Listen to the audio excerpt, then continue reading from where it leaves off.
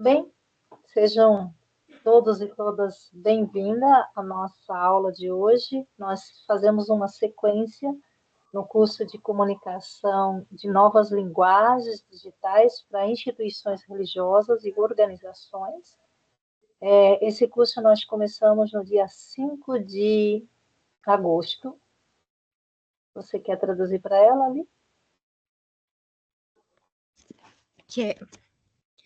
Traduzir para Anastasia. Sì. Che hanno iniziato questo corso il 5 agosto con una... É um curso sobre novas linguagens digitais para as instituições religiosas e organizações.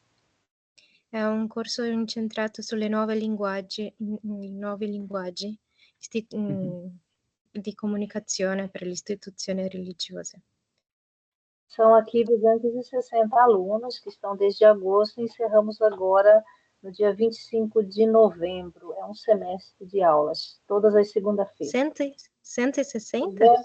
260 e No, nós sono chegamos ao... 260 alunni in questo corso, sì, ok. Ho chiesto la conferma perché mi sembrava troppo. São quase todos religiosos e religiosas ou formandos, mas também temos aqui leigos. Quasi tutti religiosi, ma anche laici. Durante a aula, nós chegaremos a cerca de 120, 130 pessoas, mas os demais assistem a aula depois. Sì, durante la lezione arriveremo a 125-130 persone, poi gli altri vedono, guardano. Bene. Certo. Bom, então seja bem-vinda, Natasha, entre nós, mais uma vez. Já estivemos no primeiro semestre do ano passado. Mas as pessoas são, na sua grande maioria, outras, alguns talvez estejam aqui repetindo. Benvenuta Natasha, allora, che eri con noi anche nell'altro semestre, però le persone sono nella sua maggioranza altre, diverse dal primo incontro. E é uma alegria tê-la conosco para discutir essa temática tão importante e necessária, para que possamos também compreender toda a dimensão da comunicação trinitária. È una gioia che ci sei conosco per capire la comunicazione nella visione trinitaria. Bom, agora para os alunos, então nós temos a alegria de receber a Natasha. Ela é a diretora teológica de comunicação do dicastério do Vaticano e faz todo um trabalho voltado para a comunicação e toda essa linguagem. Seu estudo está voltado para a questão da comunicação trinitária. Então, é por isso também que ela vai falar conosco por imagens e textos. Então, eu passo a palavra agora para a Natasha, que é muito bem-vinda entre nós, e quando quiser que eu compartilhe, é só dizer. Ha passato la parola a te, Natasha, quando vuoi che la condivisione di schermo, lei lo farà. Bene.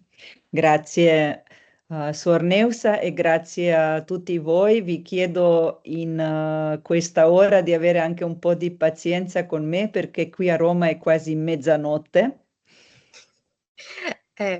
Ela agradece a Neusa, a todos, e para vocês terem um pouco de paciência, porque em Roma já é quase meia-noite. La prima domanda che mi faccio e vi faccio è: perché parlare di comunicazione come dialogo trinitario? A primeira Dopo pergunta che... que eu me faço e vos faço é por que dizer da comunicação como linguagem dialogo trinitário, come dialogo trinitário. Quindi di teologia di comunicazione in un corso nel quale avete affrontato tutte le meravigliose invenzioni tecniche. Ou seja, de teologia da comunicação, um curso no qual vocês enfrentaram todas as maravilhas da tecnologia, da técnica da comunicação. Sapete che il primo grande documento del Magistero sulla comunicazione si chiama proprio Intermerifica, le meraviglie della tecnica. Vocês sabem que justamente o primeiro documento da comunicação chama, il nome di nuovo, per favore? Intermirifica, latino. Intermirifica in latim, che è a maraviglia da tecnica. Sì. E invece quello che ha più sviluppato la teologia della comunicazione è un documento che arriva dopo il Secondo Concilio Vaticano e si chiama Communio et Progressio. Mas um documento que mais desenvolveu essa teoria da comunicação chegou depois do concílio, que se chama Comunicação e Progresso, em latim, Comunico e Progresso. Quindi fino a qui avete fatto intermirifica, oggi facciamo Communio et Progressio. Então, até aqui vocês fizeram intermirífica, agora vamos fazer Comune e Progresso. Perché più grandi che sono, più grande che è lo sviluppo tecnologico, più importante e urgente è riflettere dal punto di vista della nostra fede. Porque quanto maior é o desenvolvimento do ponto de vista tecnológico, mais importante é para nós refleti-lo do ponto de vista da nossa fé. È importante che impariamo tante cose sulla comunicazione. É muito importante que aprendamos tantas coisas sobre a comunicação, Ma mentre le impariamo non dobbiamo dimenticare perché le stiamo imparando. mas enquanto as aprendemos, não devemos jamais nos esquecer por que as aprendemos. Io uso sempre il paragone con la macchina. Ela usa sempre a comparação com o carro. Bisogna imparare a guidare, bisogna fare un corso, no? Per imparare a guidare. Precisa primeiro aprender a dirigir, um curso para aprender a dirigir. Bisogna anche conoscere le regole del traffico. Precisa também conhecer as regras de trânsito. Bisogna ricevere una patente di guida. Precisa receber a permissão de dirigir. Però tutto questo serve solo se sappiamo dove vogliamo andare. Mas tudo isso só tem serventia se nós sabemos onde queremos ir. E da dove dobbiamo partire. E de onde devemos partir. Quindi a quel punto dobbiamo anche calcolare quanto è il traffico, no? Tutti questi noi scriviamo su Google, navigatore, quanto traffico ci sarà, quanto tempo ci vuole, dove conviene muoversi. E isso calculamos tudo com o Google, colocando o itinerário, quanto tempo será necessário para sair de um ponto até outro. Ecco, per me la teologia della comunicazione è questo. In mezzo, a teologia da comunicação é isso. In mezzo a un ambiente comunicativo molto trafficato, molto tossico, em meio a um ambiente comunicativo muito trafegado, muito tóxico, dobbiamo sempre aggiornare il nostro dato di partenza e il nostro dato di destinazione. Devemos sempre recordar o nosso dado de partida, de onde e anche saímos. dato di destinazione. E também o de destino, para onde vamos. Con termini teologici possiamo dire fondamento trinitario e orizzonte escatologico. Na língua teológica, podemos dizer como... scusa, Anastasia. Sì, come fondamento trinitario. Esatto, come fondamento trinitário. E orizzonte escatologico. Orizzonte escatologico. Quindi da dove veniamo e verso dove andiamo. De onde viemos e para onde vamos. Ecco. Adesso possiamo condividere, Suor Neusa, la prima diapositiva di Comunio e Progressio. Isso. Obrigada. Ecco. Sì. E qui potete, anzi, Letizia può leggere per voi, così che ricordiamo. Questo documento del 1971, quindi più di 50 anni fa, abbiamo delle affermazioni che ci aiutano a ricordare da dove veniamo e dove stiamo andando. Então, eu vou ler para vocês esse trechinho do documento, que é de 71, há mais de 50 anos atrás, que nos ajuda a lembrar de onde viemos e para onde vamos. Adesso lo puoi leggere tu, sì, puoi leggerlo tu, Sim. così non perdiamo tempo. Pela sua própria natureza, a comunicação social contribui para que os homens, comunicando entre si, adquiram uma consciência mais profunda da vida comunitária. E assim cada homem, unido a todos os seus irmãos, coopera nos desígnios que Deus tem sobre a história, como que levado pela mão divina. Por vez, esta união e solidariedade entre os homens, fim principal de toda a comunicação, encontra, segundo a fé cristã, seu fundamento e figura no mistério primordial da intercomunicação eterna entre o Pai, o Filho e o Espírito Santo, que vivem uma única vida divina. Ecco, è già tutto qui. E já está tudo aqui. Ok, però leggiamo anche prossima comunione progresso numero 11. Nós vamos ler também o número 11. Mas comunicar não é apenas exprimir ideias ou manifestar sentimentos, no seu mais profundo significado. É doação de si mesmo, por amor. Ora, a comunicação de Cristo é espírito e vida. Assim, pela instituição da Eucaristia, ele legou-nos a mais perfeita comunhão, a que o homem na terra pode aspirar, a comunhão entre Deus e os homens, que traz consigo o mais alto grau de união dos homens entre si. Comunicou-nos, em seguida, o seu espírito vivificador, princípio de unidade e fermento de congregação. Na Igreja, enfim, corpo místico e plenitude escondida de Cristo glorificado, o mesmo Cristo tudo abraça e tudo consuma. Integrados, pois, nesta Igreja e provocados pela palavra e sacramentos que nos comunica, caminhamos na esperança daquela comunhão definitiva, quando Deus for tudo em todos. Ecco, questo è un testo molto denso, sembra quasi le lettere di San Paolo. Esse é um texto muito denso, parece até a carta de São Paulo. Ecco. Perciò a me piace sempre accompagnare questi testi con immagini.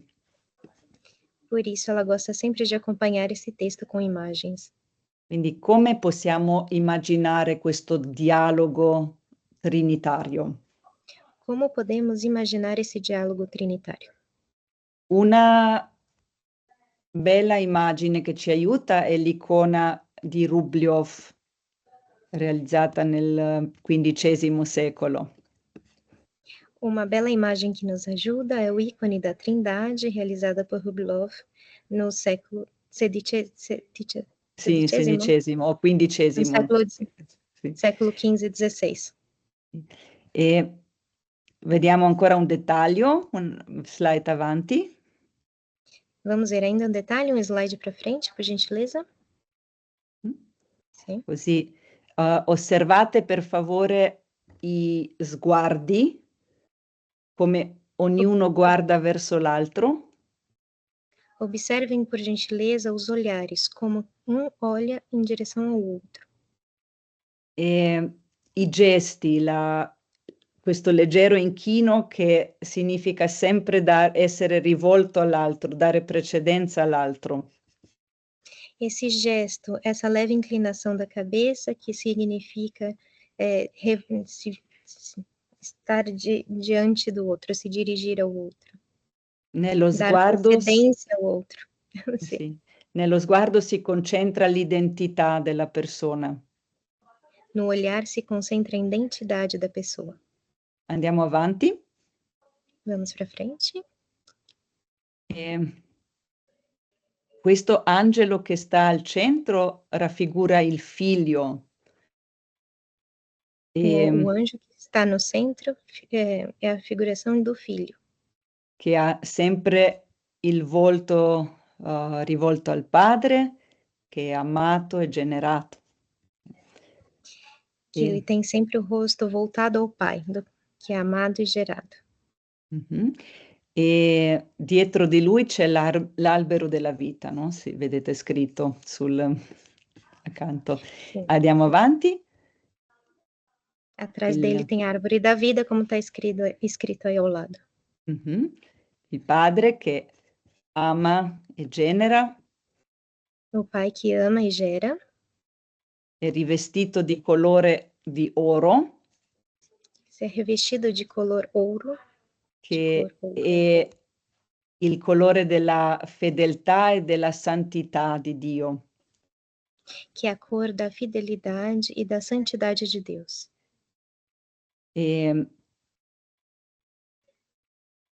Nel suo cuore, quindi sul petto, si vede il colore blu, azzurro, che è il colore dell'umanità. Lui ama l'umanità.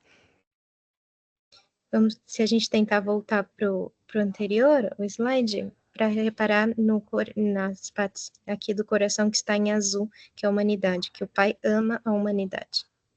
E con una mano benedicente sta già inviando lo Spirito Santo. E com uma mão em posição de bênção está já enviando o Espírito Santo. E dietro di lui c'è la casa dove aspetta il ritorno dei figli. Atrás dele tem a casa onde espera o retorno do seu filho. E poi avanti. Lo Spirito, che è la vita, la relazione di amore fra padre e figlio. O Espírito, que é a vida de relação entre o pai e o filho. E dietro di lui non si vede bene, ma c'è una roccia. Atrás dele, não sei se dá para ver bem, mas tem uma rocha. Che è sempre il luogo della rivelazione di Dio e anche della trasfigurazione. Que é sempre o lugar da revelação de Deus e da transfiguração. Ed è quello che è più curvo di tutti. É aquele mais curvo entre as três figuras. È la persona più umile della Santissima Trinità. É a pessoa mais humilde da Santíssima Trindade. Che è sempre al servizio o del Padre o del Figlio o dell'essere umano o della creazione. Que é sempre a serviço do Pai, do Filho, da criação. E leggiamo ancora nella prossima citazione trovate un documento un po' più recente. Vamos ler no próximo slide um documento mais recente. È uno dei messaggi della Giornata Mondiale delle Comunicazioni del 2019. Uma mensagem de 2019 da Jornada Mundial das Comunicações. Leggi pure tu, Letizia. Sim. É precisamente a comunhão, a imagem da Trindade, que distingue a pessoa do indivíduo. Da fé num Deus que é Trindade, segue-se que, para ser eu mesmo, preciso do outro. Só sou verdadeiramente humano, verdadeiramente pessoal, se me relacionar com os outros. Com efeito, o termo pessoa conota o ser humano como rosto, voltado para o outro, comprometido com os outros. A nossa vida cresce em humanidade, passando do caráter individual ao caráter pessoal. O caminho autêntico de humanização vai do indivíduo que sente o outro como rival para a pessoa que nele reconhece um companheiro de viagem. Un'altra immagine che ci può aiutare a comprendere queste relazioni, questo dialogo trinitario, è il sarcofago dogmatico. Uma outra imagem que pode nos ajudar a entender essa relação trinitária é o sarcófago dogmático que aqui está. Questa è molto vecchia, è del 340. É muito antiga, de 340. E quelli che lo avete già visto, mi scuso, farete una piccola ripetizione. E para aqueles que já viram, me desculpem, faremos uma pequena repetição. Allora, sulla parte sinistra vediamo proprio la Santissima Trinità nell'atto della creazione. Na parte esquerda, nós vemos a Santíssima Trindade na parte da criação. Poi sullo stesso registro in alto si sviluppa anche, appunto, vediamo Adamo e Eva dopo il peccato. Na mesma linha em cima, tem o Adão e Eva depois do pecado. Lì dentro, in questo cerchio, ci sono i 2 coniugi sepolti che non sappiamo chi sono. Dentro do círculo tem os dois que foram sepultados nesse sarcófago que não sabemos quem são. Poi ci sono tante altre scene, soprattutto del Vangelo di Giovanni e di altre scene di Nuovo Testamento. Depois tem outras diversas cenas, sobretudo do Evangelho de João e do Novo Testamento. Ma adesso andiamo a guardare direttamente questa scena della Trinità in atto di creazione. Quindi Mas agora prossima vamos slide. olhar no próximo slide diretamente essa imagem da Trindade na criação. Exato. Ecco, vediamo Dio Padre è quello seduto sul trono. Deus Pai é aquele sentado no trono.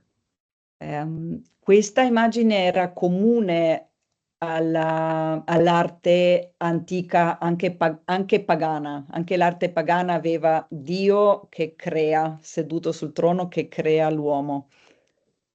Essa imagem era muito usada, inclusive na arte pagã. É muito comum, habitual essa imagem de Deus Pai que cria sentado no trono. La differenza con questa immagine cristiana è come Dio Padre crea. A diferença dessa imagem cristã é como Deus Pai cria. Perché fa un gesto che si chiama adlocutio.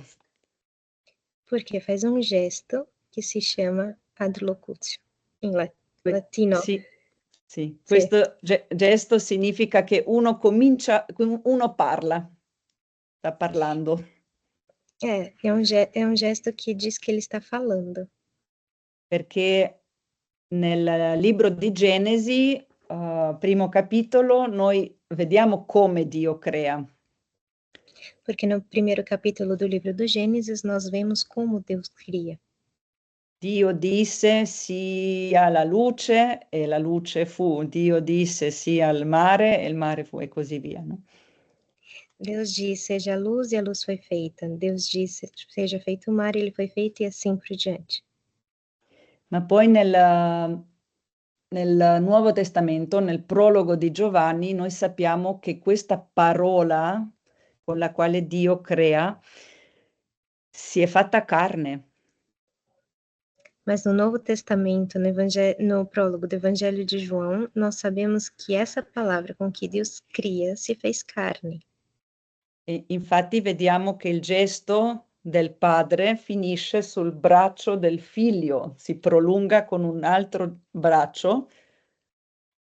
E de fato vemos que o gesto do pai termina no braço do filho, o gesto se prolonga no braço.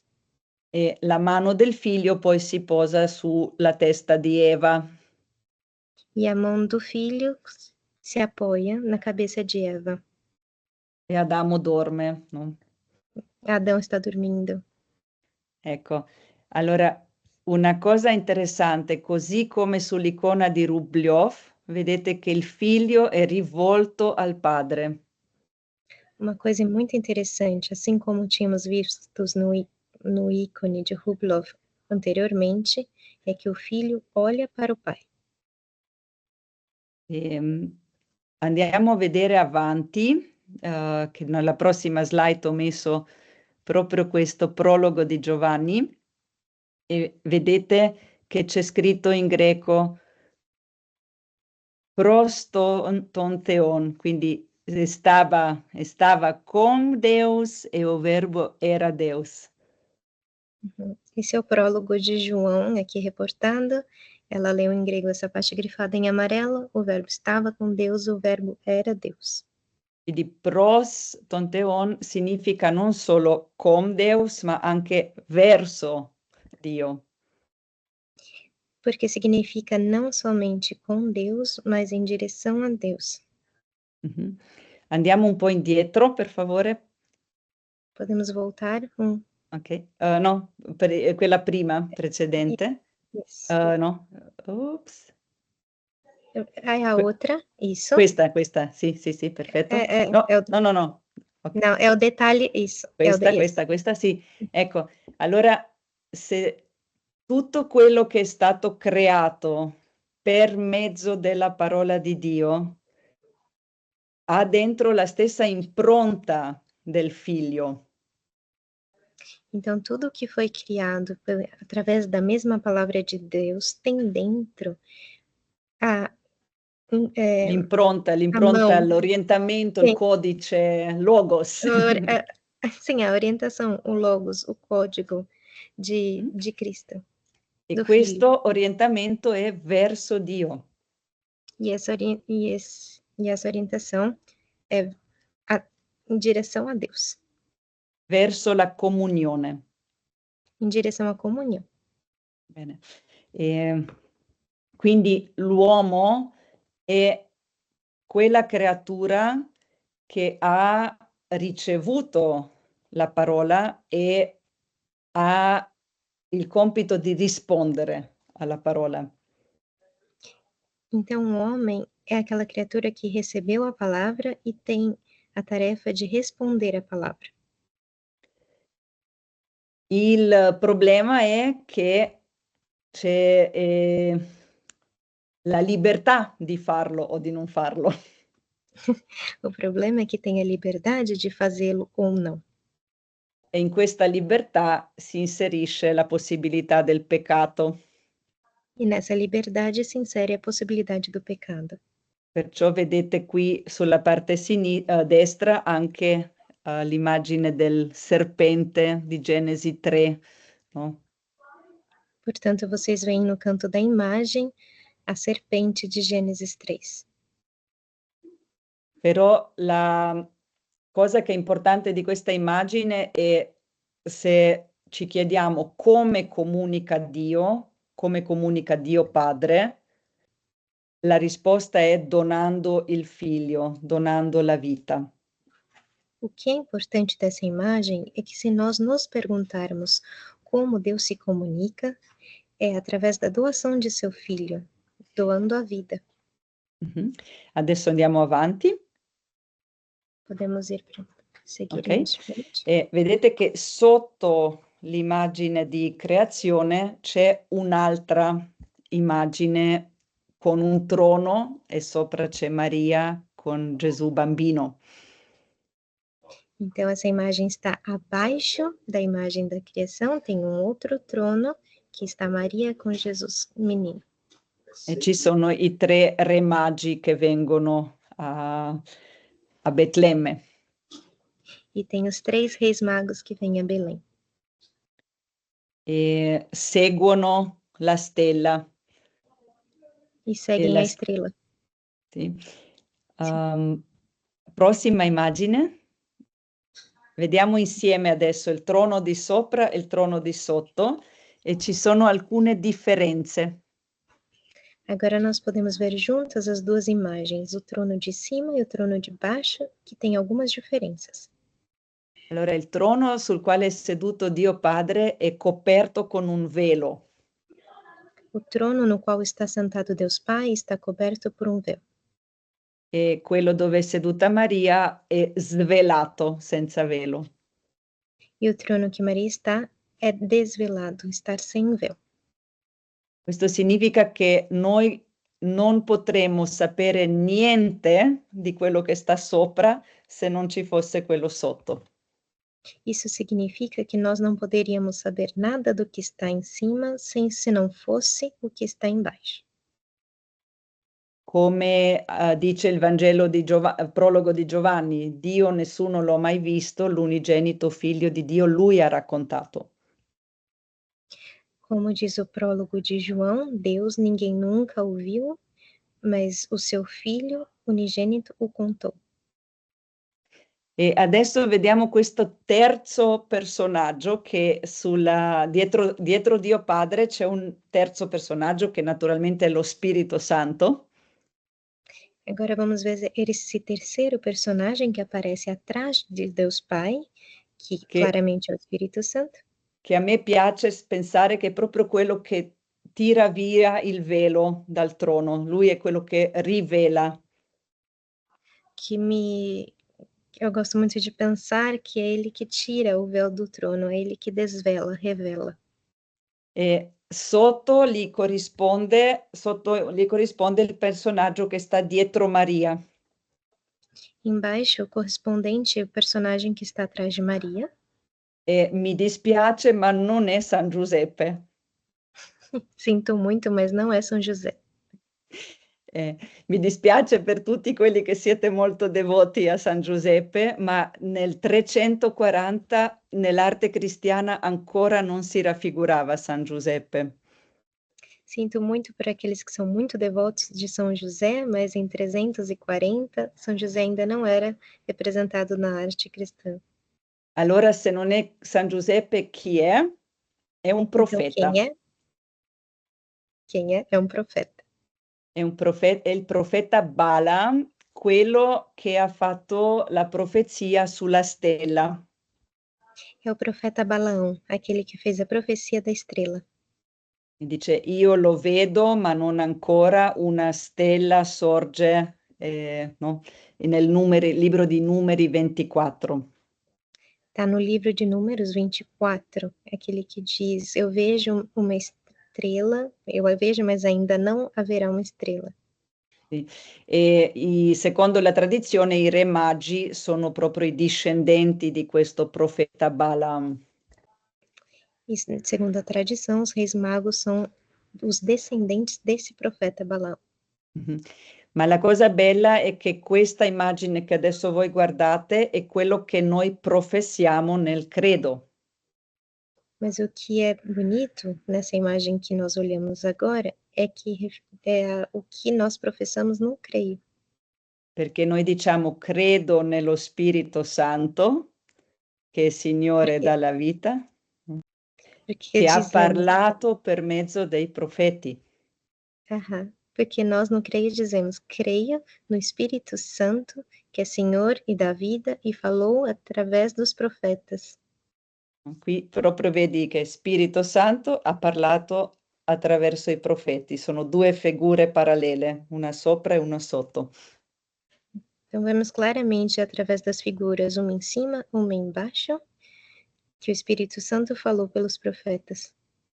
Ecco, questo è il motivo per cui si chiama sarcofago dogmatico. Por isso, por esse motivo que se chama sarcófago dogmático.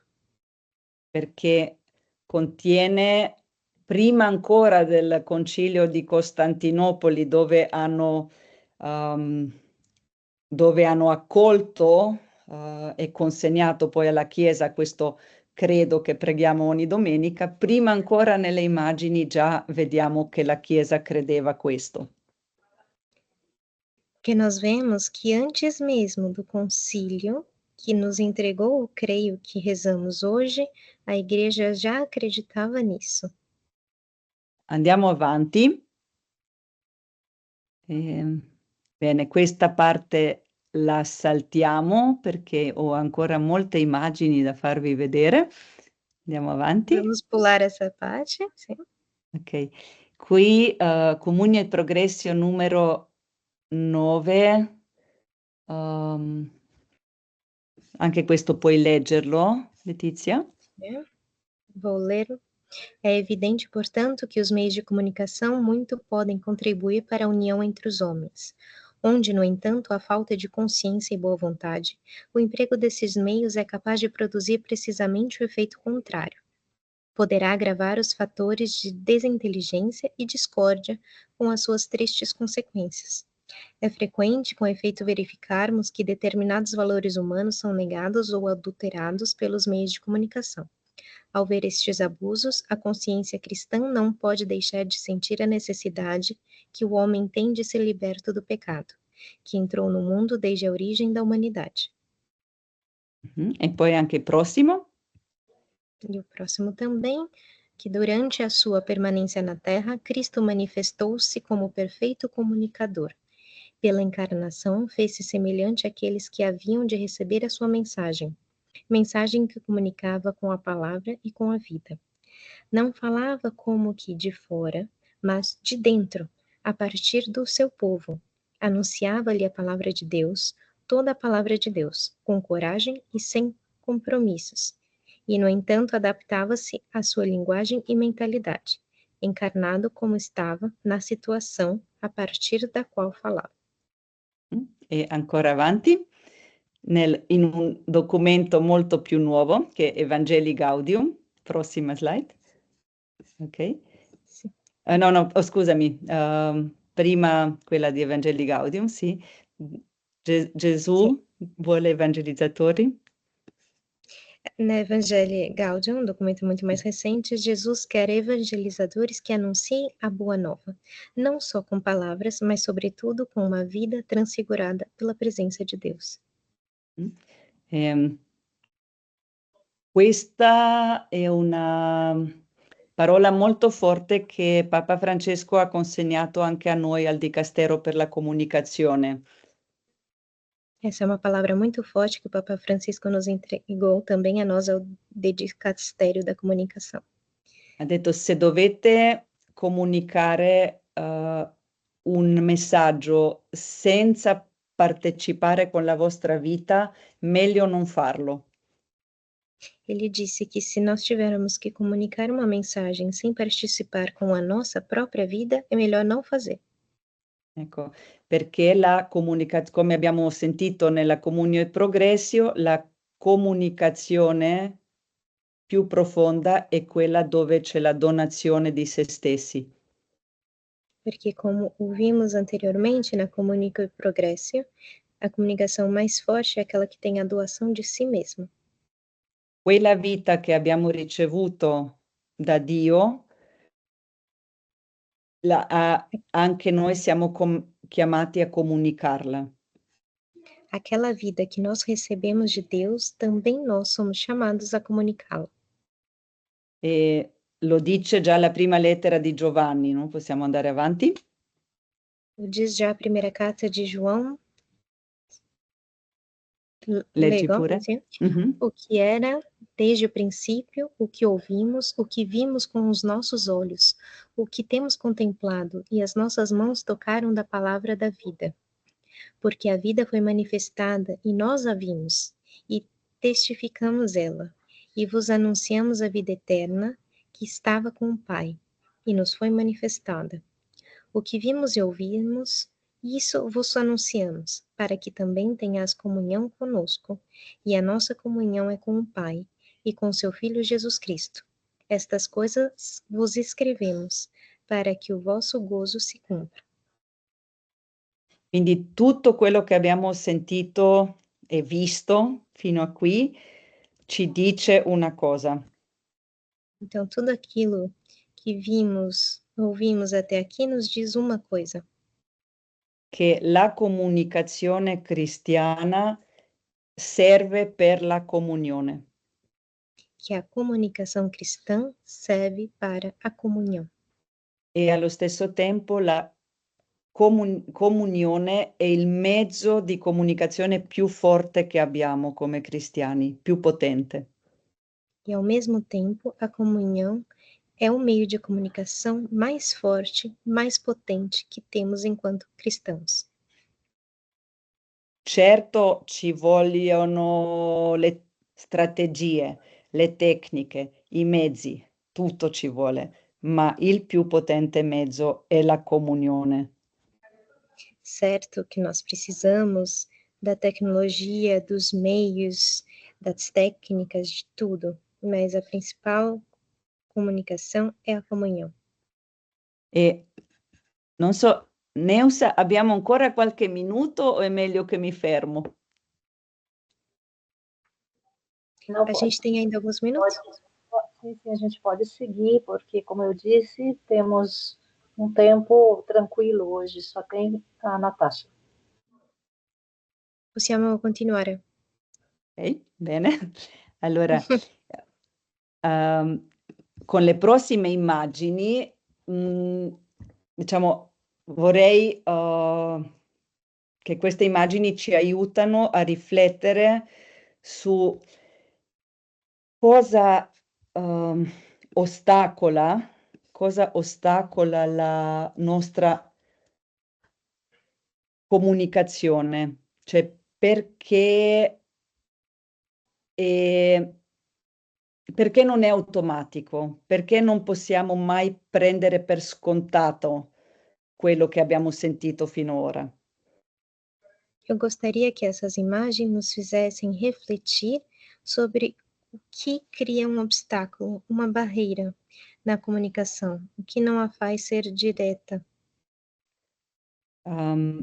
Abbiamo visto sull'immagine del sarcofago dogmatico che in questa libertà, in questa libera adesione si inserisce la possibilità di peccato. Nós vimos no sarcófago dogmático que nessa liberdade, na livre adesão, se insere a possibilidade do pecado. Quel serpente di Genesi 3 cercherà sempre di inquinare la nostra comunicazione, proprio dal di dentro, di avvelenarci. Aquele serpente, a serpente do Gênesis 3, sempre vai procurar a poluir o nosso pensamento desde dentro, a nos envenenar. Cerca di distogliere il nostro sguardo dalla nostra identità, da ciò che siamo, da dove veniamo, verso dove stiamo andando. Ela busca tirar o nosso olhar da nossa identidade, de quem somos, de onde viemos e para onde vamos. Cerca di insinuare un sospetto nei confronti di Dio, nei confronti degli altri. Ela busca criar uma suspeita em relação a Deus e aos outros. E ci rende anche incapaci di ascoltare l'altro e spesso aggressivi nei confronti degli altri. Nos torna muitas vezes incapazes de ouvir o outro, agressivos em relação ao outro. C'è un mio collega qui al Dicastero per la Comunicazione che dice che il Vangelo, Gesù nel Vangelo dice che saremo conosciuti per quanto amiamo gli uni gli altri. Tem um amigo, um colega meu aqui do Dicastério que diz sempre que Cristo nos fala, que nós seremos conhecidos por quanto nos amamos uns aos outros. Ma oggi alle volte sui social media i cristiani sono conosciuti per quanto combattono gli uni gli altri. Mas hoje nas redes sociais, muitas vezes os cristãos são reconhecidos por quanto eles combatem, brigam uns com os outros. Quindi c'è qualcosa che non va, ok? Então tem alguma coisa que não está dando certo. Per questo è utile sempre tornare alla fonte e riconoscere ciò che ostacola la nostra comunicazione. Por isso é sempre essencial e importante voltar à fonte e reconhecer qual obstáculo que está no meio da nossa comunicação. Ecco, prendiamo l'immagine del mosaico di San Clemente, che sta a Roma. Na imagem que estamos vendo do mosaico de São Clemente, que está em Roma. Dove c'è, diciamo, l'intera... allora, questo è un mosaico di XII secolo, ma il tema è un tema molto antico dell'arte cristiana antica. É um mosaico do século XII, mas o tema é muito antigo, da Igreja Cristã Antiga. E rappresenta come da un solo seme caduto in terra cresce un grande albero. Representa como de uma só semente caída na terra cresce uma grande árvore. E questo seme caduto in terra è nel centro, è la croce di Cristo. No? E essa semente que caiu na terra está no centro, na cruz de Cristo. Bene. Allora vediamo più da vicino una immagine, un dettaglio. Questo Podemos ver mais dettaglio. de perto uma imagem do detalhe, talvez seja próximo. É próximo slide? Sì, Sì. però Letizia, falli notare, andiamo indietro, falli notare Ok. dove è questo dettaglio, Tá, vamos sotto la croce. Sotto la rapidamente voltar croce. atrás, exato, para vocês visualizarem onde está esse detalhe aqui embaixo da cruz. Todos conseguiram acompanhar? Sim, Benissimo, ecco, ok. perfetto. Allora cosa c'è qui sotto la croce? Vediamo che ci sono due cervi che si avvicinano alle acque. E i cervi, traduci. Não, podemos ver aqui dois servos que se aproximam da água. Sì, continua. Cervi sono immagini dei catecumeni che si preparavano al battesimo. E os servos são a imagem dos catecúmenos que se preparavam para o batismo. E al battesimo nella liturgia battesimale si cantava anche il Salmo 41, come la cerva anela i corsi d'acqua, così l'anima mia anela te, o Dio. E no rito do batismo dos catecúmenos se cantava também o número do Salmo? 41, 41. O Salmo 41, que diz que como os servos na água também a minha alma. Ma quello che spesso dimentichiamo è perché il cervo ha bisogno così tanto di quest'acqua, questo forte desiderio, da dove viene? É uma coisa que muitas vezes nos esquecemos, porém, é da onde vem essa necessidade tão forte do servo pela água, esse desejo. Secondo un'antica tradizione, il cervo che ha così tanta sete di acqua è perché ha mangiato un serpente. Na antiga tradição, um servo que tem assim tanta sede de água é porque comeu uma serpente. Vediamo la immagine dopo. Prossimo Vamos ver a slide. imagem da próxima slide. Vedete che c'è questo piccolo, piccolo cervo e un grande serpente che lo circonda. Podemos ver que tem um servo pequeniníssimo com um grande serpente que está em torno dele. E questo per me significa che rappresenta quello stato dell'essere umano che scopre che il male che ci circonda e del quale ci sentiamo prigionieri, in realtà sta dentro di noi. Essa imagem significa muito para mim que este mal que percebemos enquanto humanos, que está ao nosso redor, que muitas vezes nos sentimos prisioneiros dele, está na verdade dentro de nós. Anche noi scopriamo che abbiamo mangiato il serpente. Também nós descobrimos que nós comemos a serpente. E secondo alcuni autori spirituali, questo è l'inizio della conversione. E segundo alguns autores espirituais, este é o início da conversão. Quindi quando non combatto più il male solo fuori di me, ma dentro di me. Quando passo a combater o mal não só fora de mim, como também dentro de mim. Quindi ci sono tre fasi, secondo Solovyov, che ha scritto il libro Fondamenti spirituali della vita.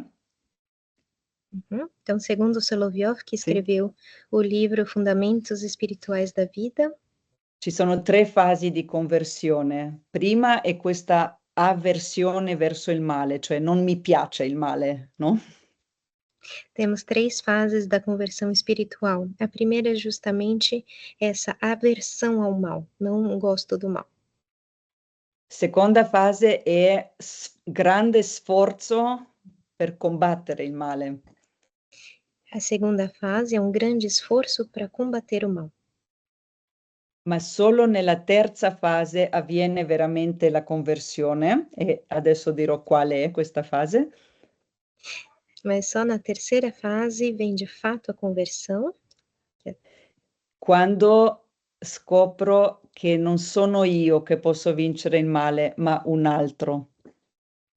quando eu descubro que não sou eu que posso vencer o mal, mas um outro. Perché io solo voglio il bene, desidero il bene, ma non lo possiedo. Porque eu só quero o bem, eu desejo o bem, mas eu não o possuo. Come dice San Paolo, voglio fare il bene, ma faccio il male che non voglio. Como diz São Paulo, quero fazer o bem, mas faço o mal que não quero. Allora solo in quel momento io mi rifugio, corro, corro da quella sorgente che non solo vuole il bene, ma anche possiede il bene perché è il bene, cioè Dio. Então, só a esse ponto que eu me dirijo, corro em direção à fonte, que não só quer o bem, como possui o bem, como também é o bem, porque é E allora Deus. lì si incontrano due desideri, il mio desiderio di bene, di Dio, con il desiderio di Dio che da sempre desidera incontrarmi. Então, ali é o encontro de duas vontades, da minha vontade que eu desejo o bem e da vontade de Deus que desde sempre deseja me encontrar. Quindi avviene in noi un passaggio da un'esistenza avvelenata da una paura della morte, paura per se stessi, Então, passamos de uma existência envenenada pelo medo da morte, pelo medo de nós mesmos, verso un'esistenza nuova che sorge da questa vita del Figlio di Dio. para uma existência nova que surge através da vida do Filho. Questa esistenza che è capace di donarsi, quindi di comunicazione di sé, di comunicazione come dono di sé. O Filho que é capaz de doar-se, ou seja, a comunicação como dom de si. Ecco, andiamo avanti. Mais um slide? Ok, quindi qui vedete ancora questo cervo e subito sopra ci sono le foglie di un cespuglio di una pianta che si chiama acanto. Então, logo acima do cervo, temos essas folhas de um arbusto que se chama acanto, Che è un simbolo della risurrezione, que é um símbolo da della ressurreição, Pasqua e risurrezione, diciamo, della croce e risurrezione. que é um símbolo da Páscoa, da cruz e da ressurreição. Perché Perdão. le foglie hanno le spine, quindi rappresentano il dolore, ma poi ci sono i fiori profumati. Porque as folhas contêm espinhos, mas então símbolo da dor, mas depois tem as flores perfumadas nas pontas. E a un certo punto da questo cespuglio spunta un stelo molto grande con un fiore, il più profumato di tutti i fiori. E desde este arbusto surge uma folha muito grande, o maior com a flor mais perfumada. Ecco, e se andiamo avanti, prossima slide, vedrete quale è questo stelo, no? Vedete qui c'è acanto e sopra esce la croce di Cristo. Questo è questo fiore profumato. Podemos ver que deste arbusto de acanto surge a cruz de Cristo, que é esse vértice maior, mais perfumado. E sull'altra immagine accanto vedete che anche sul pavimento è disegnata una croce, come specchio, croce qui e croce qui. Na segunda imagem, nós vemos que também no pavimento está desenhada uma cruz espelhada, uma cruz aqui, uma cruz aqui. Avanti. Oh, piccolo, sì, questo è un piccolo cerbiato. Anche il paragone è bello, quanto è piccola questa dinamica della conversione, questo nostro continuo morire a noi stessi, al nostro egoismo, e quanto è grande il frutto. Vedete il Então, paragone? aqui temos uma outra comparação interessante, esse cérebro pequenininho. Como é pequeno esse nosso processo de conversão e como é grande o fruto. E quindi prossima immagine. Ecco, vedi com'è piccolo, piccolo quel seme, questo cerbiato, e quanto è grande, grande il frutto. E dentro questo frutto c'è tutta la Chiesa, c'è tutta la comunione dei santi. Então, podemos ver como é pequeno o servo, a semente, e como é grande essa árvore que tem dentro a comunhão de todos os santos, toda a igreja.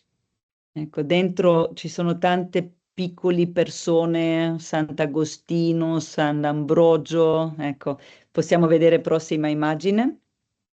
Na próxima imagem, podemos ver como dentro tem pequenas pessoas, São Agostinho, Santo Ambrósio, Ecco, che sono impegnati a scrivere ecco, la loro comunicazione della fede, no? Era con i loro scritti. que estão ocupados em escrever a sua comunicação da fé, que estava nos seus escritos. Ma, come abbiamo visto nell'Evangelii Gaudium, non si comunica solo con le parole, ma anche con una vita trasfigurata dalla presenza di Dio. Mas como vimos no Evangelho Gaudium, não se comunica apenas com palavras, mas com uma vida transfigurada por Deus. Perciò anche una donna che dà da mangiare alle galline, agli uccelli, anche rivela la sua appartenenza alla comunione. Por isso, até uma mulher que dá de comer às galinhas, aos pássaros, revela um mistério. Andiamo avanti. Ok, qui vedete che sotto la croce c'è l'altare con il ciborio. Aqui dá para ver que embaixo da cruz tem um altar com cipório. E ancora avanti. Ok. Quindi è bello pensare che questo passaggio che succede sull'altare, noi lo vediamo già dipinto sul mosaico. Então é belo ver que essa passagem que acontece sobre o altar, nós já vemos pintado no mosaico, representado pelo mosaico. Dice Cirillo di Gerusalemme, dice che lo Spirito Santo dipinge per l'uomo il regno dei cieli. Cirílio de Jerusalém diz que o Espírito Santo pinta para o homem o reino dos céus. Quindi abbiamo visto il fondamento trinitario e guardiamo l'orizzonte di quello che stiamo diventando. Então nós vimos o fundamento trinitário e olhamos para o horizonte para o qual estamos indo. Avanti. Sì, questo è solo, ecco, un paragone di come anche attraverso l'arte si può comunicare una, diciamo, una perfezione individuale, no? Ogni santo ha la sua nicchia, oppure una comunione di santi. Então aqui é só uma comparação de como a arte pode ter como figura, né, a perfeição individual do santo, cada um no seu altar, ou, no contrário, na segunda imagem, a comunhão dos santos. Noi alle volte pensiamo che per far vedere Dio dobbiamo essere, come dire, fare una bella prestazione, essere pronti per i riflettori. Às vezes nós pensamos que para fazer uma bela imagem a Deus nós temos que estar prontos para estar sobre o refletor. E in realtà dobbiamo riscoprire quella luce che abbiamo dentro grazie al battesimo. E ao invés disso, devemos redescobrir a luz que nós temos dentro, graças ao batismo. E che ci fa scoprire parte della comunione, no? E que nos faz descobrir parte da comunhão. Prossima immagine. La differenza è più o meno così. Ok? A diferença é mais ou menos essa. Questo potete fare un esperimento anche voi, prendete lo stesso sacchetto e mettete la luce da fuori oppure la luce da dentro. Esse experimento vocês podem fazê-lo também. Peguem o mesmo saco, um saquinho de papel e coloquem a luz dentro ou fora. No caso, fora a primeira imagem, dentro a segunda. Se si vede da fuori, si vede ogni dettaglio molto più preciso, però è spento. Com a luz de fora, nós vemos todos os detalhes muito mais precisamente, mas apagada. Nel secondo caso, invece, è tutto più essenzializzato, ma la luce splende dal di dentro, è vivo. No segundo caso, é tudo muito mais essencial, mas a luz, ela brilha de dentro, torna tudo vivo. Quindi il mio augurio per voi è di curare la luce dentro, non quella di riflettori, ma quella di dentro. Então, meu desejo para vocês é que vocês tomem cuidado, né, cultivem a luz interior, não a de fora, a de dentro. Ok. Andiamo ancora adesso, concludo solo ancora con 2 spot pubblicitari.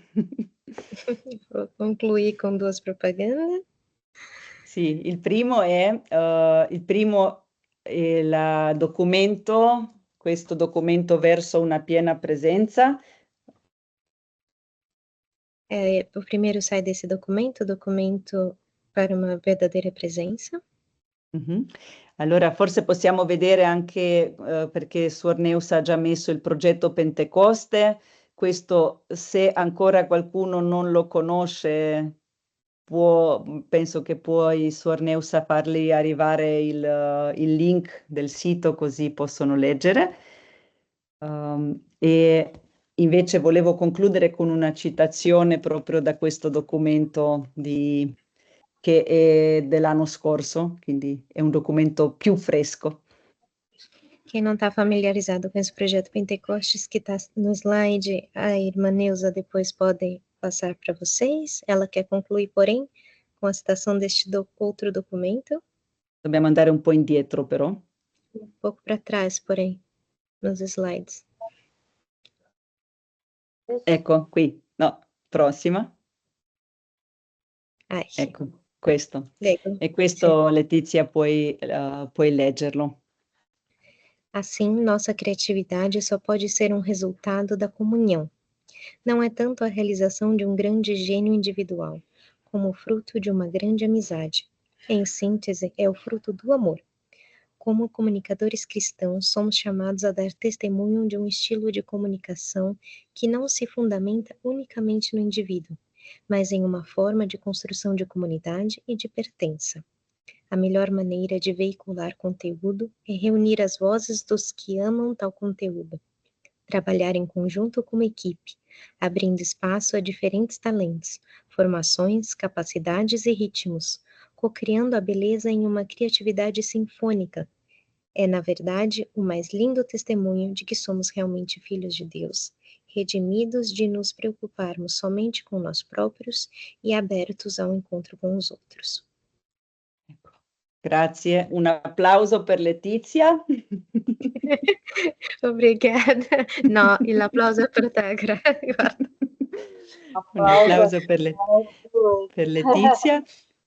Adesso io, se c'è qualche domanda, volentieri rispondo e se no vado a dormire. Se tiver alguma pergunta, eu respondo tranquilamente, alegremente, senão eu vou dormir. Sim, primeiro quero agradecer já a Natasha e a Letícia, né, por estar aqui nos ajudando a refletir tão fortemente sobre a palavra comunicação e comunhão. a Natasha já está quase aprendendo português, Letícia. Sì, penso che l'hai capita, no? Sì, ho ringraziato, sì. E nós já temos pessoas aqui, os demais podem ir se inscrevendo ou escrevendo aqui no chat ou também levantando a sua mão. Alguém, a irmã Rita já acho que quer fazer alguma consideração, é isso, irmã Rita? Rita Vieira, ou Rita? Se não, pode. Diz que nós temos, então, aqui também, olha, gosto muito, a Maria das Graças está dizendo que gosta muito dessa reflexão do prólogo, onde se fundamenta também o carisma da encarnação. C'è una domanda, tem uma pergunta no chat, c'è una domanda sulla chat, cioè, pure in italiano. Sì. Come Chiesa nel secolo XXI. Big Tech, come utilizzare gli strumenti di intelligenza artificiale senza diventare vassallo del capitalismo e del neoliberismo? È una grande domanda. È una grande pergunta. Sì, sì, provo a dire qualche parola. Allora, l'intelligenza artificiale era anche il tema dell'ultimo messaggio di Papa Francesco per la Giornata Mondiale delle Comunicazioni. Inteligência artificial estava próprio no assunto da última comunicação do Papa para a comunicação. Dove insieme a una riflessione appunto di come promuovere una comunicazione pienamente umana, ha lanciato anche una serie di domande simili a queste. Questa domanda è quasi un riassunto di tutte le domande del messaggio. Que além de escrever a mensagem sobre como devemos comunicar, faz várias questões, essa pergunta sua quase que resume todas essas questões. Condivido una cosa che ho sentito proprio la settimana scorsa nella nostra assemblea plenaria. E vou dividir com vocês uma coisa que eu escutei semana passada na nossa assembleia plenária. Dove avevamo come ospite il capo dei TED Talks, di questa piattaforma TED. Onde a gente tinha conosco como hóspede da plataforma TED Talks. E lui ha detto che il prossimo anno il tema di questi TED Talks sarà questa domanda. Ele disse que o ano que vem o assunto dos próximos TED Talks serão justamente essa pergunta. Sarà la domanda: What are humans for? A che cosa servono gli esseri umani? A pergunta será: para que servem os seres humanos? Perché più grande, più esponenziale è questo sviluppo dell'intelligenza artificiale, più urgente è la riflessione antropologica.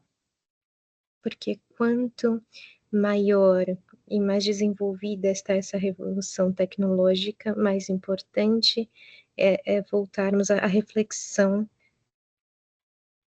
Antropologica. Antropologica. Sì. Antropologica, E sì. i cristiani non possiamo mancare nel dare il nostro contributo. E como cristãos não podemos faltar, temos que dar a nossa contribuição. Ecco, quindi non è una risposta facile, ma è una chiamata, direi, è una chiamata a vivere ancora più pienamente la nostra umanità. Não é uma resposta fácil, ao invés disso é um chamado para nós vivermos mais plenamente a nossa humanidade. L'umanità, quella redenta che abbiamo visto oggi nelle immagini. A humanidade é aquela redimida que vimos na imagem da redenção. Ecco, qualche altra domanda? Mais alguma pergunta? A acho que essa pergunta ainda acho que a irmã está com a mão levantada, mas talvez não seja para questão, mas estão dizendo que foi muito boa a aula, e foi maravilhosa, e agradecendo muito, muito a Natasha e também a Letícia pela tradução. Nós ficamos muito felizes porque pudemos ter uma bela aula sobre a comunhão e a participação, sobretudo a forma como nós devemos nos comunicar, né? Que a essência dela está na palavra, na vivência dessa palavra.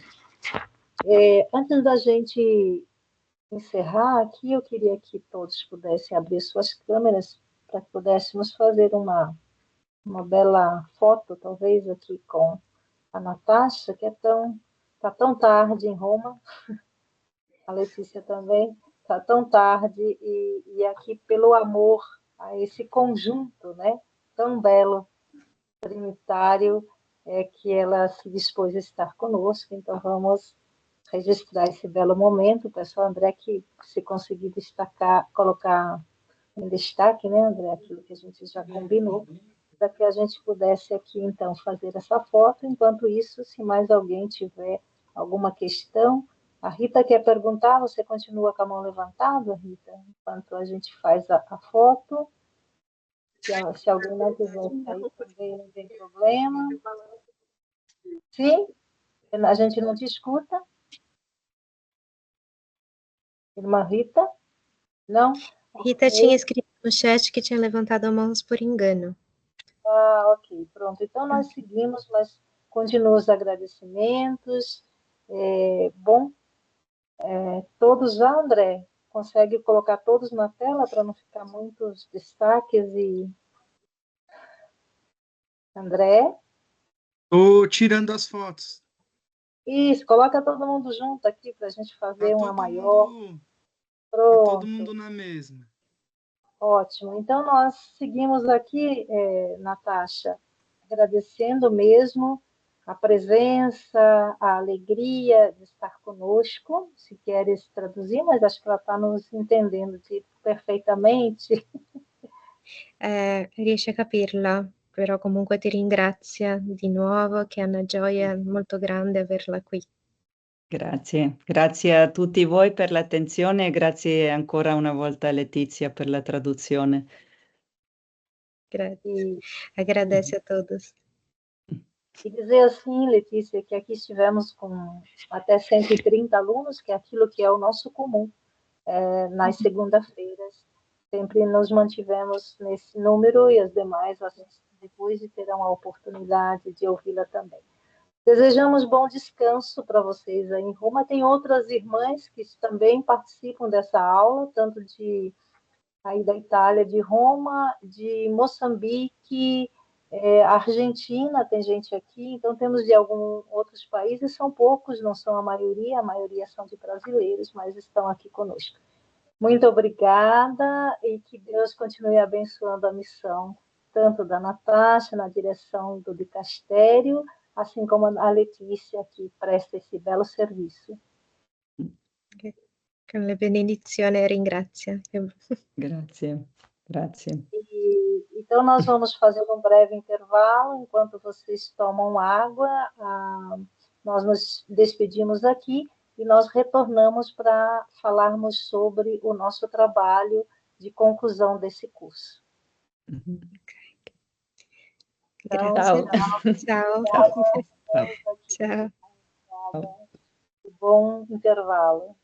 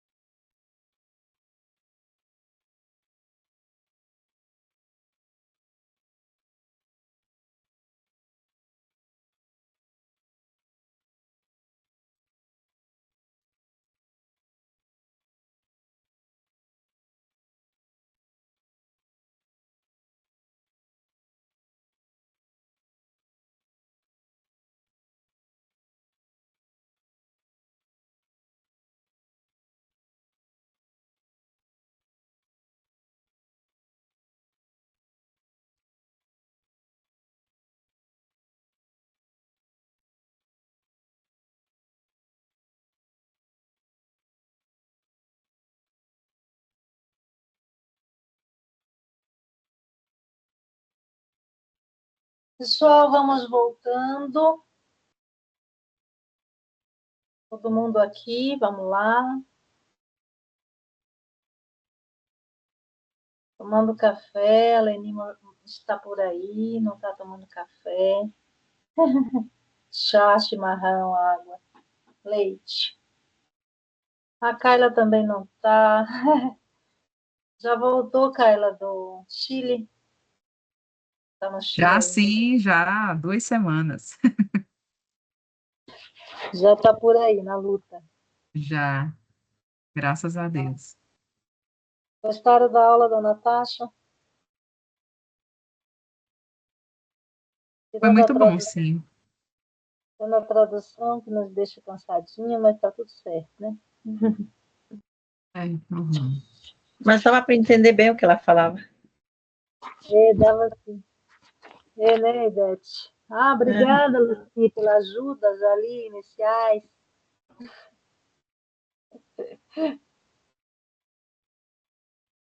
Muito obrigada.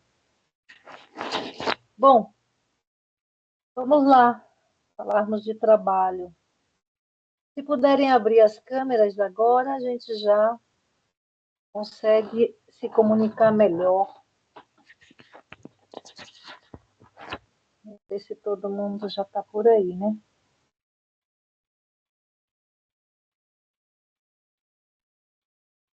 Sim, sim, sim. Vamos abrir as câmeras. Olha aí, quem não conhece o André já começa a conhecer. Aí. Fala aí com vocês. Bom, então nós temos mais uma aula. Próxima aula, nós vamos falar sobre a digitalização e a presença online, o que é a transformação, não, a transformação digital e os impactos nos institutos, na vida religiosa. Nós vamos estar aqui, estará conosco aqui o padre Antônio Iraildo, falando sobre essa temática. Ele também estudou muito sobre isso, né?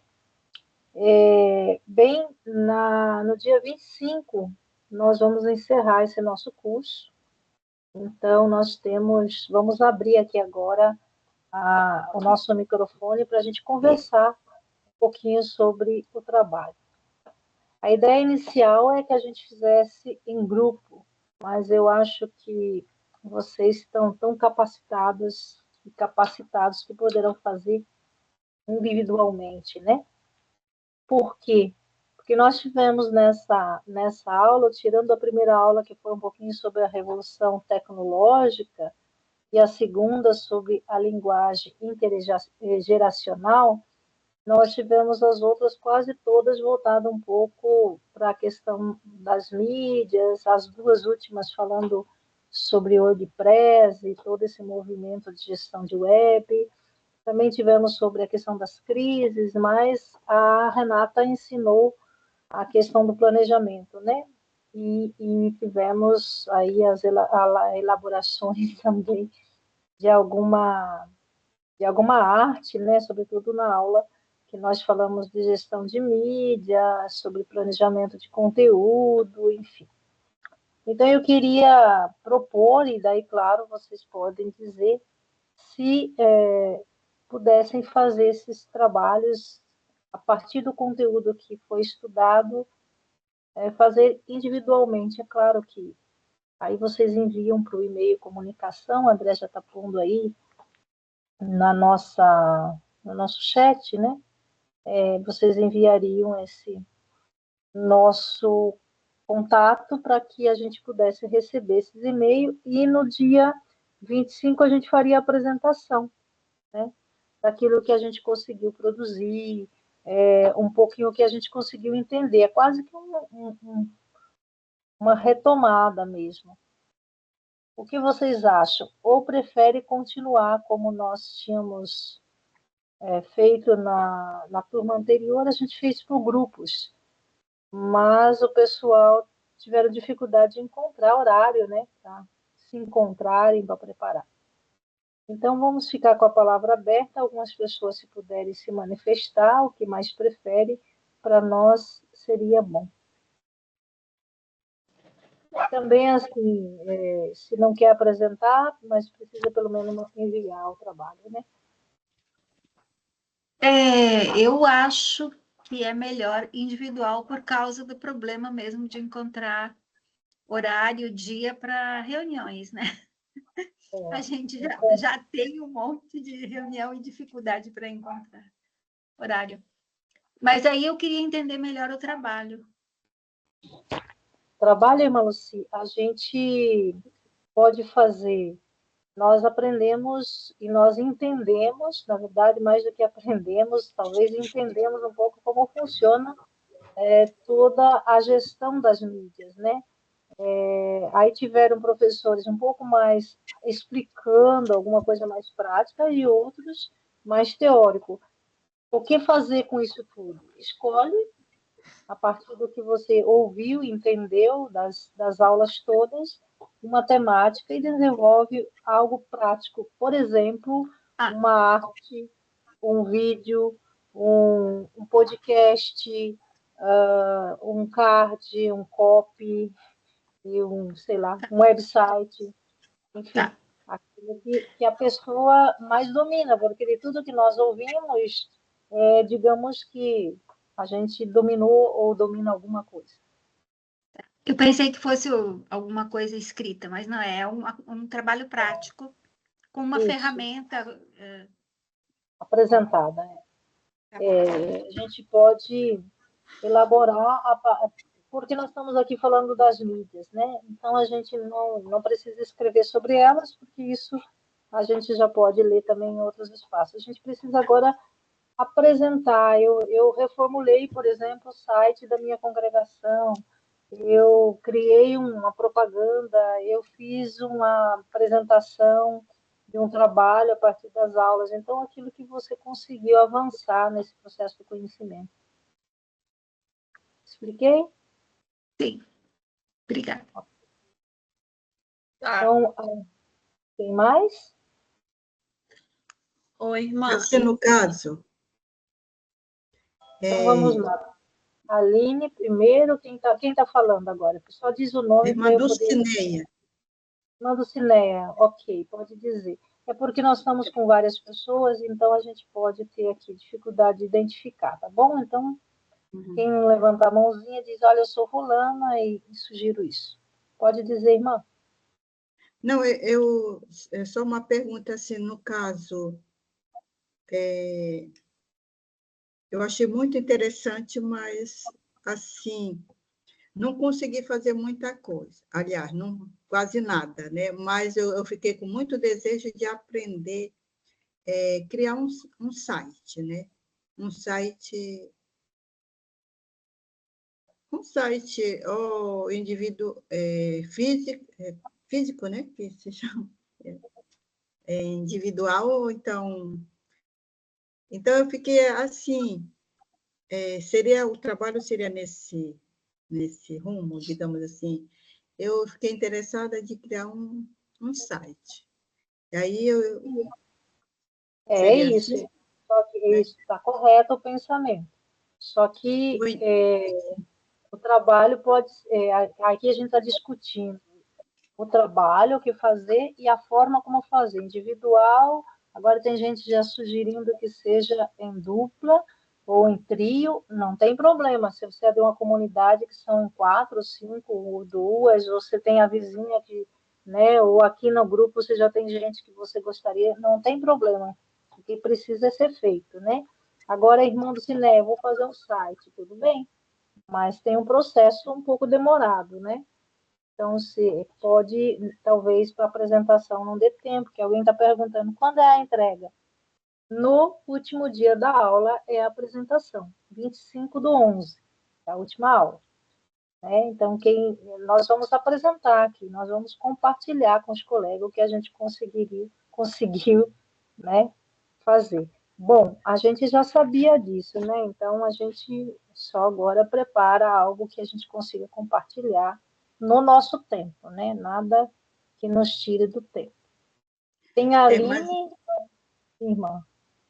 Que, no caso, vai ser possível só em uma noite Todo mundo apresentar, mesmo que seja, digamos...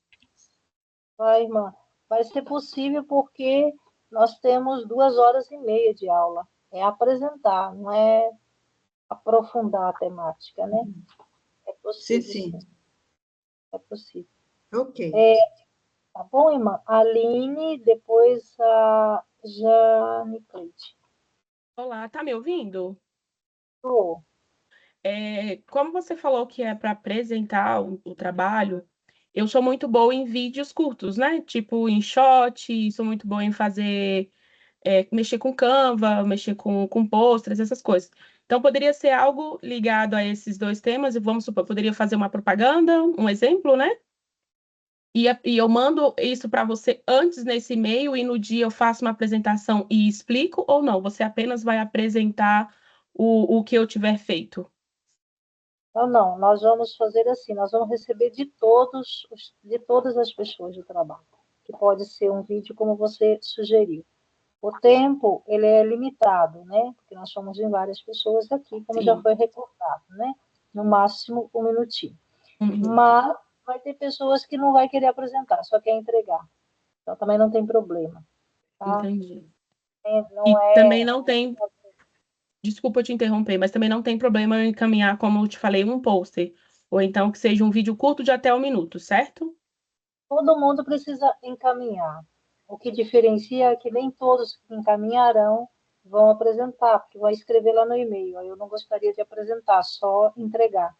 Tá Outra bem? pergunta, no curso aqui tem eu e mais 4 pessoas que todas trabalhamos no mesmo local. Possivelmente pode ser que a gente queira entregar em um grupo de nós 4. Também não tem problema em fazer um vídeo de 1 minuto e a gente apresentar esse trabalho com essa temática, vamos supor. Correto. Você Excelente, pode então. escolher se quer fazer individual, um grupo, triplo, o Tá. 10º. Então Tá tá bom, bom? obrigada. Tá bom, obrigada. Boa noite. Sim. Jane Cleide vai falar ainda? Já foi respondido, porque nós estamos aqui em 3 na mesma congregação. Então, era a mesma pergunta, mas já foi respondido. Padre Judinei. Irmã, eu apliquei as nossas aulas para fazer um planejamento estratégico de um dos sites do nosso museu em Santa Maria. Eu escrevi um texto. Pelo que eu entendi agora, eu vou fazer uma apresentação em base a esse texto. Ou eu Isso, posso enviar o texto? você pode enviar o texto para o e-mail, e se você quiser, escreve lá, se você vai apresentar. O tempo que é curto da apresentação. O tempo para cada um é muito curto, porque senão a gente não oferece a oportunidade aos demais apresentarem seu trabalho. No máximo, a gente vai levar 1 minutinho. Tá bom? Sim, Por isso obrigado. que é uma coisa mais curtinha. Cleide? Irmã, eu só não entendi, não ficou muito claro assim. No caso, a temática do trabalho pode ser escolhido por nós ou tem uma temática específica? Eu não Não, entendi direito. a temática do trabalho ela tem que estar voltada para o curso. Novas linguagens digitais. Essa é a temática principal que nós estudamos aqui, né? Para falar de novas linguagens, nós falamos de vários tipos de linguagem. Nós falamos da linguagem das gerações, nós falamos do uso da linguagem nos meios digitais, nós falamos sobre outras questões, sobre a alfabetização digital, enfim. Então, a temática principal é como a gente aplica essas novas linguagens com esses novos meios, né? Mas, claro, cada um vai escolher o seu foco. Tá certo. Obrigada. Mais alguém? Tudo esclarecido? Bom, alguém está escrevendo aqui.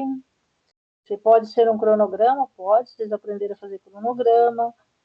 E-mail, André, a pessoa está pedindo aí o WhatsApp, pedindo e-mail de novo. E quem não vai estar ao vivo aqui no dia 25 vai mandar o trabalho, né? Os trabalhos, o nosso curso fica disponível até 31 de dezembro na plataforma. Vocês podem baixar, as aulas já estão, sempre sobe na terça-feira de manhã, a gente sobe o conteúdo, vídeo, texto e assim por diante.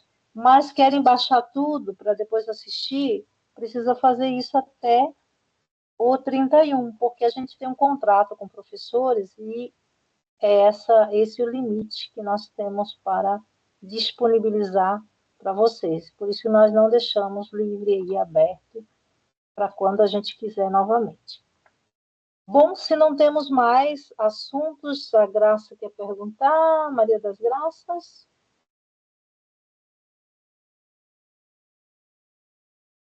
Enquanto está fechado o microfone, irmã. Desculpa.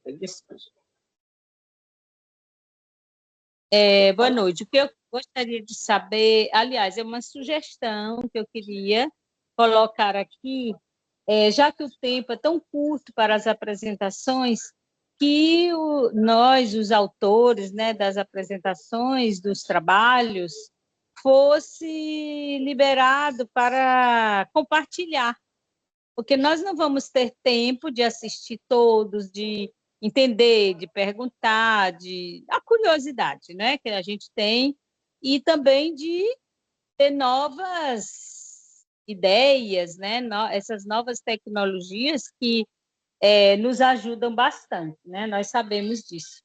Então, era isso que eu gostaria, que, se possível, a gente socializar com os demais, principalmente quem tiver novas ideias, coisas maravilhosas, criativas, que eu tenho certeza que teremos. Obrigada. Obrigada da sugestão. Nós vamos criar um e-mail, um grupo, nós vamos encaminhar um link. Quem quiser entrar no grupo, é justamente para compartilhar esses conteúdos. A gente vai fazer isso ao longo dessa semana, vai chegar para vocês aí um convite. É para um grupo no WhatsApp apenas para compartilhar material. Então, se quiser entrar, é só dar um ok, se não quiser, é só não fazer nada que não entra no grupo, né? E aí a gente pode compartilhar esse material. Mas obrigada, viu, Graça, da sugestão. Tem a Elisângela e depois a Raíssa. Pode dizer. A minha pergunta, boa noite primeiro, né, a todos. A minha pergunta é com relação à data limite para enviar esse trabalho. Seria até o dia 24 ou até mesmo o dia 25, que vai ser o dia da apresentação? Tem alguma data prevista? Até 25. Até o 25. Isso. Uhum. E no caso, irmã Neuza, para mim, pelo menos, o que mais ficou forte desse período do curso foi a questão do planejamento, né, das mídias. Eu posso preparar um planejamento dentro da atuação que eu tenho, encaminhar e apresentar esse planejamento no dia da... Tá ok. Sim, perfeito, irmã, isso mesmo. Obrigada. Raíssa? Irmã, eu fiz uma repaginada, assim, no Instagram da loja da minha mãe, né? E aí eu queria saber se eu poderia apresentar esse Instagram, né, com essa repaginada, fiz um cronograma de postagens, também fiz uma postagem de carrossel e fiz algumas postagens de story. Claro. Tudo que você fez, você pode apresentar. Não importa se é interno, se é externo. O que não pode é pegar dos outros, né? E apresentar um trabalho que... Sim. A ideia é vocês mesmos aprenderem, né? Então, é quase que um incentivo para quem não teve ainda esse tempão aí de um dia, de meio-dia, 30 minutos para mexer em alguma coisa das plataformas, aproveite. Mas pode sim, Reis. Bom, mais alguém? Bom, então, se não, a gente vai...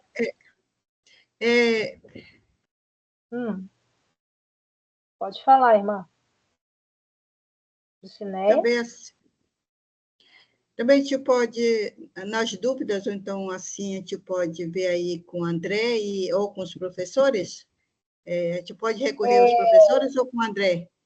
Não, os professores não, porque já passou o contrato deles, era só para aquela aula, tá?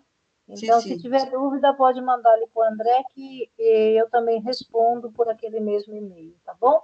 Então, a gente, e-mail, WhatsApp, nós estamos trabalhando todos os dias ali em relação a isso, irmã. Pode perguntar tranquilamente, a gente fica à disposição, inclusive, para ajudar a tirar alguma dúvida, se houver. Para os professores, então, não, porque realmente eles foram contratados para dar aula e não para seguir orientando os alunos, tá? Ok, obrigada.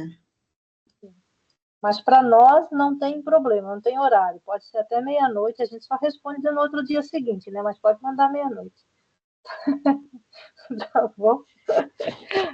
Gente, então tá. Então era isso que nós tínhamos para hoje. Espero que vocês tenham gostado bastante dessa discussão. Nós voltaremos na próxima segunda-feira, então, com essa temática que eu acabei de dizer para vocês, sobre um pouco os impactos de toda essa dimensão digital na vida religiosa e nos institutos também, com o padre Iraildo, e na outra já as apresentações. Com isso, a gente hoje vai embora mais cedo, até porque treinamos os nossos ouvidos aí em italiano. A gente tem direito de descansar meia hora, né, para poder amanhã seguir na jornada da vida, trabalhando bastante.